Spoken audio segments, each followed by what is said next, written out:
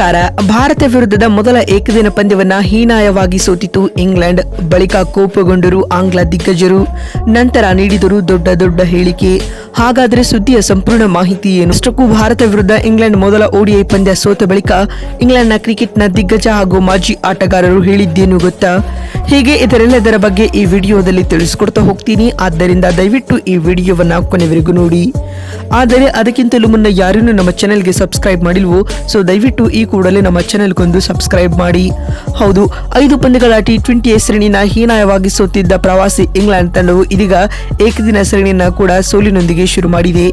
ನಾಗ್ಪುರದ ವಿದರ್ಭ ಅಂತಾರಾಷ್ಟ್ರೀಯ ಕ್ರೀಡಾಂಗಣದಲ್ಲಿ ನಡೆದ ಉಭಯ ತಂಡಗಳ ನಡುವಿನ ಮೊದಲ ಏಕದಿನ ಪಂದ್ಯದಲ್ಲಿ ಪ್ರವಾಸಿ ಇಂಗ್ಲೆಂಡ್ ತಂಡವು 4 ವಿಕೆಟ್ಗಳ ಹೀನಾಯ ಸೋಲು ಕಂಡಿದೆ. ಇದಕ್ಕೂ ಮುನ್ನ ಟಾಸ್ ಗೆದ್ದು ಮೊದಲು ಬ್ಯಾಟಿಂಗ್ ಮಾಡಿದ ಇಂಗ್ಲೆಂಡ್ ತಂಡವು ಉತ್ತಮ ಆರಂಭವನ್ನ ಪಡೆದುಕೊಂಡಿತು. ಆದರೆ ಅದಾದ ಬಳಿಕ ದಿಢೀರ್ ಕುಸಿತಕ್ಕೆ ಒಳಗಾಗಿತ್ತು ಅಂತಾನೆ ಹೇಳಬಹುದು. ಪರಿಣಾಮವಾಗಿ ಇಂಗ್ಲೆಂಡ್ ತಂಡವು 47.4 ಓವರ್ಗಳಲ್ಲಿ 248 ರನ್ ಗಳಿಸಿ ಆಲ್ಔಟ್ ಆಗಿತ್ತು. ತಂಡದ ಪರ ಜಾಸ್ ಬಟ್ಲರ್ ಮತ್ತು ಜೋಕೋಬ್ ಬಥೆಲ್ ತಲಾ ಅರ್ಧ ಶತಕಗಳ ಇನ್ನಿಂಗ್ಸ್ ಆಡಿದರು ಮತ್ತು ಟೀಂ ಇಂಡಿಯಾ ತಂಡದ ಪರ ರವೀಂದ್ರ ಜಡೇಜಾ ಹಾಗೂ ಹರ್ಷಿತ್ ರಾಣಾ 3 ವಿಕೆಟ್ ಪಡೆದುಕೊಂಡರು. ಪಂದ್ಯ ಗೆಲ್ಲಲು 249 ರನ್ಗಳ ಸುಲಭ ಗುರಿಯನ್ನು ಬೆನ್ನಟ್ಟಿದಂತ ಟೀಂ ಇಂಡಿಯಾವು ಕಳಪೆ ಆರಂಭವನ್ನ ಪಡೆದುಕೊಂಡಿತು. ಆದರೆ ಅದಾದ ಬಳಿಕ ಶ್ರೇಯಸ್ ಅಯ್ಯರ್ ಮತ್ತು ಶುಭ್ಮನ್ ಗಿಲ್ ತಂಡಕ್ಕೆ ಆಸರೆಯಾಗಿ ನಿಲ್ಲುತ್ತಾರೆ.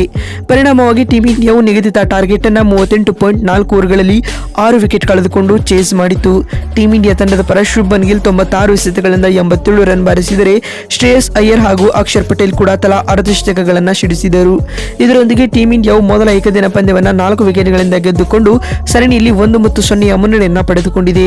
ಮತ್ತು ಇಂಗ್ಲೆಂಡ್ ಮೊದಲ ಏಕದಿನ ಪಂದ್ಯ ಸೋತ ಬಳಿಕ ಮಾತನಾಡಿದ ಇಂಗ್ಲೆಂಡ್ ದಿಗ್ಗಜ ಆಟಗಾರರಾದ ಮೈಕಲ್ ವಾರ್ನ್ ರವರು ಕೋಪಗೊಂಡು ಈ ರೀತಿಯಾಗಿ ಹೇಳಿದ್ದಾರೆ. ಇಂದು ಇಂಗ್ಲೆಂಡ್ ತಂಡದ ಬ್ಯಾಟಿಂಗ್ ವೇಳೆ ಫಿಲಿಪ್ ಸ್ಲಾಟ್ ಮತ್ತು ಬೆನ್ ಡಕೆಟ್ ರವರು ಕೇವಲ 8 ಓವರ್ಗಳಲ್ಲಿ 80 ರನ್ ಬಾರಿಸಿದ್ದರು.